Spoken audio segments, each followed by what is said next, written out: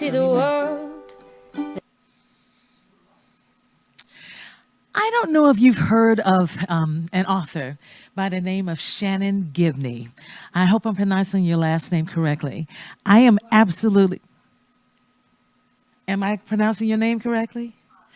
Oh, excellent. Thank you so much for joining us, Shannon. You know, as I've been reading about you and how long you've been writing the books and how and where it comes from inside of your soul, it is really quite remarkable what you do. I understand why you are an award winning author, and we are pleased to have you here with us today. Thank you. Thank you so much for having me. I really appreciate it. Okay, I don't know how you start a book. I have a book that I started about 10 years ago, 72 pages. I haven't written another word because I know how bad it is, right? When you wrote your first work, did you realize how good it was? Did you know that you had this gift? So it's really interesting. I think for a lot of writers have this where it's like you've been writing for as long as you've been reading. And so, I mean, I really started writing quote unquote books, right? And I say books in the quotation marks because they were cardboard pieces of paper assembled in my second and first grade classroom, and they were about camping trips, with my brothers and a team of sleuths that would solve crimes in their neighborhood, right? And so those were like my first books. And I wrote them for me. I wrote them for my family. I wrote them for my friends and folks in my classroom. And so those were sort of like my first audiences as well. And so to me, right, 6, 7, 8, 9, 10-year-old, like, yeah, they were really good to me. And so it's just sort of developed as I've gotten older, right? My tastes for reading have changed my tastes for writing. So definitely as I've gotten older, obviously my standards have gotten a lot higher for what I consider to be good writing and the kind of writing that I want to be doing every day. But you're right. I mean, it's difficult. It's not an easy vocation, but nothing worth doing really is, right? And I think most of the writers I know feel like we do it. We don't even necessarily know why we do it, but it is this vocation. We do feel called. Yeah, you do it because you have to do it. Yes. Right. So you're not one like my brothers when they write songs, they have their iPhone next to the bed and they pick it up and sing into it. Sometimes it's just do do do do do, and they know exactly what they wrote the night before. Do you also pick up the iPhone and realize I've got this great idea for a new book? Yeah, it wouldn't be the iPhone for me. I'm definitely a Gen Xer. So I definitely am one that will still use like the physical objects of the pen and the pencil and the paper. I'll write down certain things. And it's very interesting, I think, sort of the time that you're talking about between sleep and wakefulness. I do think that a lot of the collective unconscious or, sort of like the subconscious mind is obviously very keyed into our creative impulses. Mm-hmm. So I do find myself waking up and, a lot of times a line will come to me or a question or an idea or something like that that I want to pick up on. But definitely I have, tons of little things written down in various places, threads. Mm-hmm. I call them. Yeah. What do you enjoy writing most? Do you enjoy writing novels better than you like essays, or children's books better than novels? It's a great question, and I kind of I always have an annoying answer for it. I just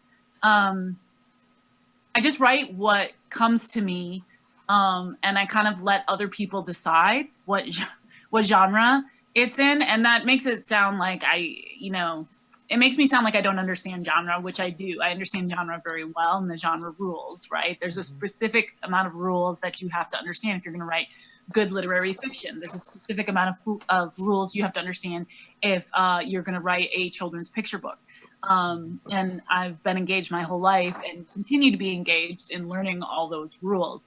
But I really, writing for me, it's about honing your craft, but it's about also tapping into this deeper creative impulse, which I don't think any of us who are writers or artists like ever fully understand, because even though we're like one little distinct part of it, we are not it. It's so much vast. It's so much more vast than we are. So it's not that I enjoy writing one kind of story, one kind of, you know, exploration more than others. It just really depends on what comes to me when, how, and for what reason. Yeah. You know, it's amazing as we get older and we keep growing, our experiences teach us that we really don't know what we think we know. We really know nothing. Am I correct on that, right? Yeah, that's totally humbling. Yeah. It's And a so, humbling experience to be a writer, to be an artist. And it's that's why it's also just so powerful. You know, right. I do feel like I'm learning all the time, which is such a gift And as you've been well. on this journey for a long time. What is the key thing that you have learned since you began writing? Wow. I mean, I think one of the big things that I've learned is trust your instincts. Um, and I think that really has to go with the issue of there's a difference between writing and publishing. You know, publishing is a business, and you're gonna get a ton of rejection because it's a very competitive business. And so something that means something to you in a particular way might not resonate the same way in the publishing industry. Now, there have been times, especially earlier in my writing career, where the feedback that I was getting from the publishing world, some of it was very useful in terms of honing my craft, and some of it was not so useful because publishing is still a very white industry. And so just sort of understanding the difference between the two, right? And understanding like the reason why I started writing is not to get published. Now, publishing, you know, that allows me to have a larger conversation with the broader world about these questions and issues that are important to me. So I want to do that. But that's, again, if I write something that's important to me and it doesn't necessarily get published or get out in the world the way that I want it to be, it's not necessarily a failure. And likewise, conversely, if I have something that I write that gets out into the world in a big way or somebody else does or whatever, that doesn't necessarily mean that it's like a good piece of writing either. So you sort of, that sort of interior, exterior place, you really have to kind of like understand those two impulses and two worlds, like the way that they intersect and don't. You know, speaking of intersection, I have to tell you, as a performer, my family and I, we perform. What happened to the music business with sharing music and you get so little money for it? Yes. Has self-publishing affected you in any way like that? No, not yet. I mean, I'm sure it's this whole thing of, you know, folks on the internet, you know, sort of considering all artistic production, music, writing, any, you know, visual design, whatever, as just content, right? To be, you know, it's like a line item content, right? Right. That's really scary, obviously, to artists. And so you know, I don't know what will happen with the book. I mean, I feel like 10 years ago, everybody was like, you know, cuckoo for Cocoa Puffs about this idea of ebooks, right? And how ebooks were going to transform the publishing industry. That's And we weren't right. going to have physical books anymore. And that really hasn't happened. You know, a lot of people, myself included, love the book. You know, Louise Erdrich, a fantastic I love her. locally Yeah. based, nationally renowned Ojibwe American writer. You know, she calls the book like this fantastic, brilliant technology. You know, you don't need a power source to read a book. You know, you don't need backlighting, fancy backlighting to read a book. If you have a Kindle, you can do it that way. But you know, you don't have to have that. Yeah, but don't you miss curling back the page? Exactly. And there's something very, I think, in our digital world, which, you know, the tactile, that kind of tactile engagement, right, with the book as an object. I think it's just very calming for a lot of people. Yeah. Speaking of calming, and this is my last question to you, your work has been seen as dark. Some people say it's dark because it comes from a very deep, unusual place. You know, you talk about the diaspora, the African diaspora. You talk about so many things that people make people a little uncomfortable. Knowing that, how do you go once it comes from you, from your soul, right? And you write it, you put it in writing. Where do you go to fill up to make sure you can do all of that again? Yeah, no, that's super important. I think especially for women because we get depleted so easily because we are the managers of our households. You know, if we have children, we're the primary caretakers, right? Women are increasingly, most of us work outside of the home, right?